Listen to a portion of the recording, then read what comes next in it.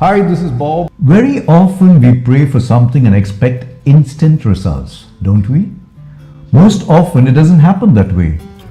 There is no point fretting and fuming when this happens. It's obviously God's way of teaching us patience. Is patience difficult for you?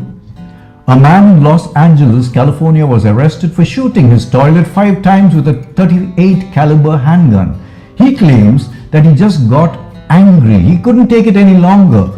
His daughter had flushed a hairbrush down the toilet earlier in the day and clogged the pipes.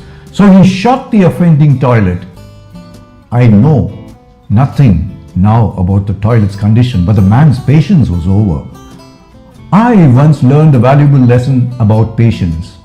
I came across a tortoise while walking home one day. I brought him home to examine him a little more closely. My intention was to keep him for a few hours and let him go. I put the tortoise down and waited for him to come out of his shell. He didn't. I pulled up a chair and waited some more. He didn't budge. I sang to the turtle. Still no appearance. I told tortoise stories. I coaxed him with food, but nothing worked. Finally, I had to leave.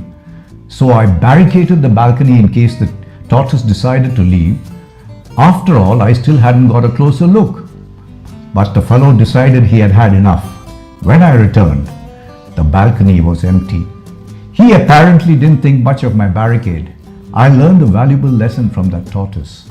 He just bided his time and waited. He wasn't much interested in food, songs or stories. He only wanted me to go away, so he patiently waited until I left. Then he left too. Why do we need to learn patience? 1. By being patient like the tortoise, we get what we want, and the other is that patience teaches us humility. Yes, a very important part of us growing spiritually is to be humble, and there is no better way of learning to be humble than by being patient. Let me give you yet another example. A boss decides to go to his employee's house. What does he do? He calls his employee on the phone before he arrives to tell the man or woman to be ready for him. If supposing they are doing something else, they have no alternative but to leave everything because their boss is the boss. And with his subordinates, he has no patience.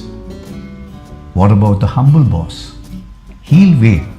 Whether it is his employee or anyone else, he will exercise patience. And when he does that, he also gains respect. That respect comes out of true humility. We need to understand that often when God takes time to answer prayer, He wants us to learn to be patient and through patience, learn to be humble. Thank you. This is Bob, signing off.